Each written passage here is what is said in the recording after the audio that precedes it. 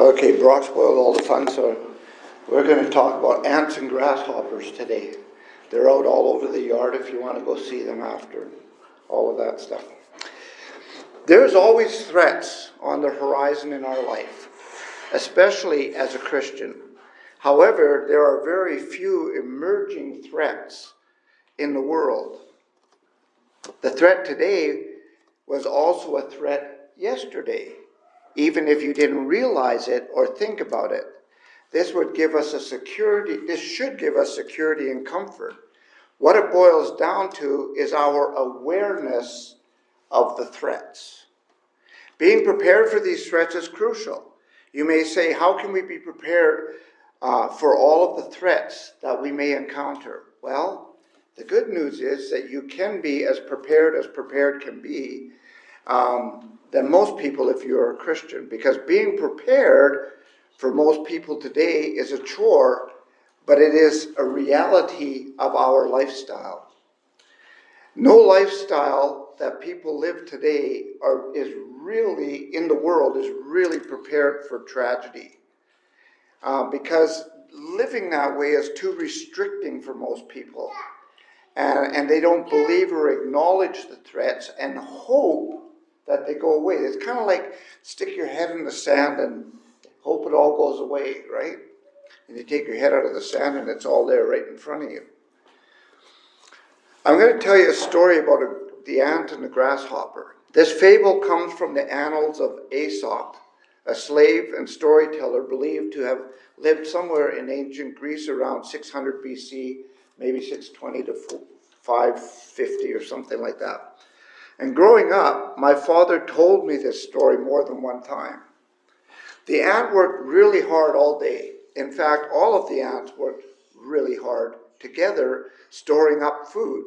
Each day, they did more than was necessary, and so the leftovers from what they ate, they stored up for the winter. Every day as they worked, they would pass this grasshopper, playing and wasting away the day in the field. And they would say, "Grasshopper, winter is coming, and you need to get ready and be prepared. If you don't, you will starve and freeze to death." The grasshopper would laugh at them for working so hard, and he told them they were crazy. This disaster that they spoke of was never going to come. Well, one day the leaves began to change color. The food supply dwindled for the grasshopper. It started to get cold. He couldn't find enough food. He was hungry. He was cold. But he stalled because he could still get by.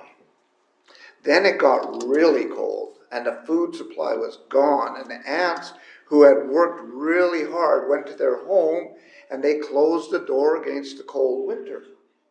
The grasshopper knocked on the ant's door and said, "Please help me. I don't have anything, and I'm freezing." The ants never opened the door, and the grasshopper perished. Now, Disney, being what Disney is, made a movie of this fable, and in the movie, the ants open up their door and let him in, and the grasshopper lives and learns his lesson. The problem with that version is that that's not how it works. That isn't the original story, and it placates our children and others who hear this story, because in real life, the grasshopper dies. That is a hard, cold fact. That is the lesson of the fable. Sometimes people don't get it until they learn the lesson the hard way. And as disconcerting and as awful as that may sound, sometimes the only lesson they learn is the loss of life. The grasshopper made fun of the ants and was too lazy to work, and all he wanted to do was play. Does that kind of sound like our world a little bit today? And they just wanted to have fun until it was too late to change his course that he had chosen. So this morning, I want us to learn the lesson of the ant and the grasshopper from a Christian perspective. There are many grasshoppers in this world, not of the insect variety, but of the human variety, at least in their thinking and their actions. There are many people who stick their head in the sand like an ostrich and pretend that there isn't anything wrong, nothing's going on, nothing's bad, and they don't want to admit that there are things that need to change. They don't see the threats, or they don't acknowledge the threats in this life, and they keep on playing and wasting time and pretending that everything's going to be okay, and they'll even tell you, hey, if you love God, everything's going to be okay. This has been the case throughout history. Jesus prophesied the destruction of Jerusalem. He warned the people, and those who listened, and from what I understand from history, those who listened were those who were Christians. They understood his message, escaped the city before the Romans annihilated the people and destroyed the city. And they said when Rome in AD 70 was conquered, the blood flowed hip high in the streets. Think about that. How terrible that had to be. The grasshoppers all said that it wouldn't happen. They were crazy. The ants were crazy for preparing for this disaster that would never come. But it did. Threats are a real part of life. Most people are not really aware of the threats that surround them today. They are so busy playing and wasting time and doing important things like sports and things like that, and mounting up earthly treasures, that they are blind to what is right before their eyes. Sudden death is always a threat, but people say, that's not going to happen to me. I'm healthy. I know a fellow that said he was really healthy, and he had no worries about how long he was going to live. He was 42 years old, and within a month dropped dead. He was healthy. The doctors told him he was healthy. You ask why people like Trudeau can get into power? Well, because people are busy playing and they don't see the threats and they don't analyze the threats and they don't see the destruction or the path of destruction that's going on. Jesus said, just like it was in the days of Noah, so it will be in the days of the Son of Man. They were eating and drinking and marrying and giving in marriage until the day that Noah entered the ark. And the flood came and they all perished. Same with the people in Lot's day. They were warned. They were given every opportunity to repent and turn to God, but they were eating and drinking and practicing the things that they wanted to practice until the day that Lot walked out of Sodom.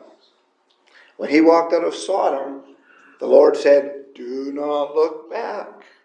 Get going. And that was it. Sulfur and fire. And they all perished. So, do you recognize any of those things going on today? Do you see that? Are you aware of some of the threats that are going on today that are going to destroy societies and going to destroy things? It's going on. The people are warned about the impending threats, just like the grasshopper, but they too ignore them and pretend that they are not really there until it's too late. 40 years ago, I was talking with a group of men, and the general consensus was that homosexuality, they didn't care about what was going on with that because it didn't affect them. And I said, ooh, that's so wrong. I told them that if they didn't realize now what was going on, then what was going on, that one day they would regret it because what's happening today was going to come. They didn't want to acknowledge it. We have to see the threats. We have to be prepared for the threats. The same goes with religious groups in the world. People ignore the impending threat as if it's not there or it's just not a thing until it happens, and then they go, oh, Lord, what's going on? They don't see the threat. So truthfully, you and I don't have to be a grasshopper. You can be an ant. You can work hard at your Christian walk with Christ, and you can see the threats that are coming. The ants were aware that winter was coming. They didn't hide their heads in the sand and pretend that summer was going to last forever. You know, I just said that the other day. I said, man, it's getting dark at night already and the leaves are starting to fall, and I want summer to start. I think I missed summer somehow, but anyways, but that's not going to happen. Winter's going to come. Minus 40 is going to come. They weren't lazy. They prepared for the winter.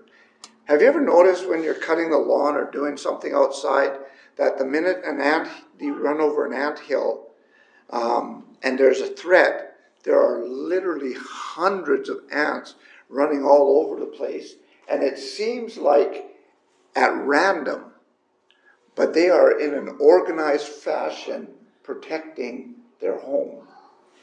And they will die for protecting their home.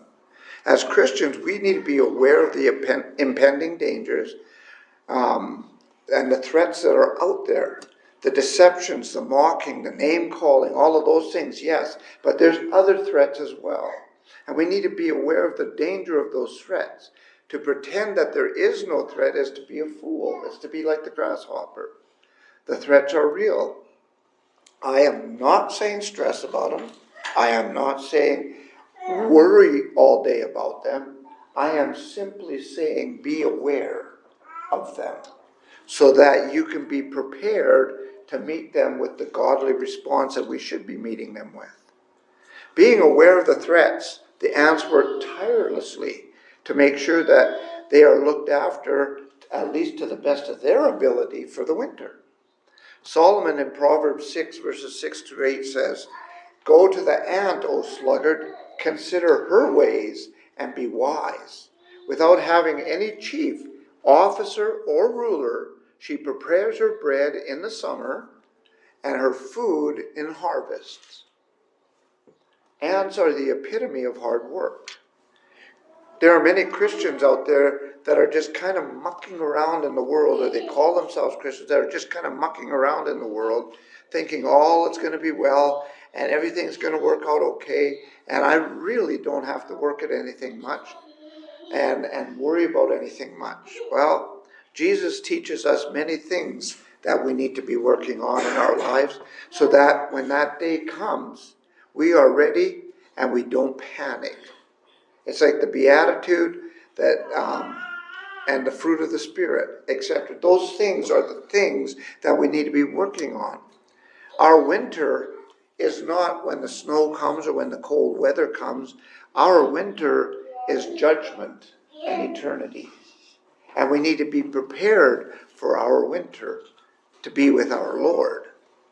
How hard are you working at your relationship with Jesus? Or are you working harder in the world and doing the things that are so important and need to get done in the world? Which is getting the most of your energy? What is getting the most of your time? I hope it's not the worldly treasures. I hope it's the Lord that's getting your time and your energy. I mentioned earlier about how the ants all work together. You will not find a lazy ant among the nest of ants because they don't exist. They all work hard. From when they come to life, when they enter this world, they are trained to work. They are raised to work. They are taught to work and to work hard and to work for the good of all and in unity together. And one of the things that Jesus expects of us, his church, is to train up our children to do the same. And he blesses us with the ways that we should go. He expects us to raise them up in the training and admonition of his word, Ephesians 6. Part of our goal in life, besides working hard in the body of the Lord and serving the Lord and working in unity together, is to teach our children the same thing and teach them the imposing threats so that they are prepared to meet them with their godly walk, with a godly, in a godly way. If we don't teach them, I have a question. Do you think school's going to teach them? No, siree. They're teaching them something else altogether. Have you noticed that have you noticed what the world's teaching the children today? Those impending dangers that we see, They're saying, hey, they're good for you. They're all right. You just go ahead and do this. And you need to do this. You need to fit into that society. And it's okay. And don't tell your parents we're telling you this. You see, they don't want that out for you and I to warn the children about. So the reason for this training is so that prayerfully, like you, your children will work hard for the Lord and be prepared for that winter that every Christian is going to experience. So one of the lessons learned from the ant is that we need to be aware of the threats around us, and being aware of those threats then helps us to be prepared. I know people who are living their lives seemingly without any concern for future, just kind of wrapped up in the moment and enjoying things, and not in the least bit aware of anything going on around them. They are not thinking about their future. They're not thinking about eternity. They're not thinking about dangers that may come along and stop all of this euphoria that they're living in. And these dangers can be many things. It can be your health. It can be death. It can be long-term illness. It can be you losing your job. You lose a loved one. It could be weather events. It can be terrorism. It can be anything. And all of these things are threats. And most people, when these things suddenly come upon them, are not ready. They're not prepared to face them and to deal with them. And they panic. And their world gets turned upside down, and they're scrambling and not knowing what to do and how to handle it. And too many of them end up taking their life because of that. For the Christian, that doesn't have to be the case. Knowing these threats, when they come upon us, we can and should be prepared. Not to say it will be pleasant or fun or easy or anything like that. I'm just saying we will be prepared to deal with them. And if we've been working on our relationship with Jesus and with the Father in heaven, the threats of this world, really, what's the worst thing that can happen? You die and you go to be with your Father in heaven and Jesus? That's the worst thing that can happen. And that sounds like a pretty good thing. So that's not necessarily a bad thing. But like the ants, we have to work hard on our relationship with the Lord and with our Father, so that when that time comes, when that winter hits, we're prepared for it. Most people's reaction to threats that become a reality in their life is panic. They just haven't worked on anything to deal with that. You see it all over. You see if there's a shot goes off or something, or a bomb goes off, people are just running everywhere like the ants when you run over the anthill, only they're not organized. So that's what happens. But if we've been working hard with Jesus, then those threats, we'll just handle them like part of this life, whether it gets worked through or there's death or whatever it is. We just stay with him and we're good.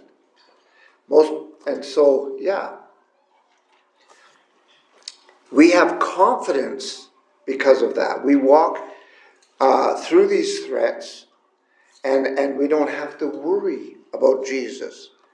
There isn't a more confident insect in the world than the ant. They are industrious, they're hardworking, they never quit. And when a threat foils their plan or their progress, they get rid of the threat or they die trying to get rid of the threat. So when it comes to facing these threats, Christians ought to be the most confident people in the world. We should be already prepared for it. Like the ant, those threats are going to come, but we can handle them. John in 1 John 2:28 says, "And now, little children, abide in him, so that when he appears, we may have confidence and not shrink away in shame at his coming." And again in chapter 4 and verse 27, he says, "Whoever abides in love abides in God, and God abides in him. By this is love perfected with us, so that we may have confidence for the day of judgment." We can actually have confidence for that day. I hope we're all confident for that day. The question is not if there's going to be a threat. The question more is, what is going to be the threat. And I think that's what sets some people off. Threats are nothing new in life, though. In fact, threats are sometimes a good thing so that people don't just get lazy and stumble along through life. Threats kind of get us focused back on life. And if you think you are immune to the threats of this world, you'd better think again. The grasshopper thought, I got all the time in the world. I don't have to worry about a thing. And all of a sudden, let me in. But they wouldn't let him in. And that's what happens to people. Hosea 4 and verse 6 says, my people are destroyed for lack of knowledge. They're just not trying to build that relationship with God and live by his word. We will face threats in our lives, illness, death, terrorism, starvation perhaps, and many other things. So it isn't about whether we will experience threats. It's about we will experience threats, but be prepared for them. So have you done your work? Have you worked hard at preparing yourself to face those threats in this world and to come out on the other side alive? Have you put yourself under the umbrella of God, and are you counting on him by faith in him to get you through, not on your own merits, but rather by his grace and his strength? That is your choice to make. Well, you can, and you can change that direction if that's not the case. Having made that choice, we can face the threats of this life and not be overwhelmed. Rather, we take them step by step because we are prepared. And we can do that with any threat, no matter what it might be. It isn't the threat that matters. Threats will happen, but it is the preparedness to face the threats that matters. So the question for you this morning is, can you say with confidence that it doesn't matter what comes, I am prepared in the Lord, and I will face it with the Lord, and we will get through it together because that's what I've been preparing for. If that isn't the case, we want to help you to get there. So please let us know how we can serve you while we stand and sing. I am resolved to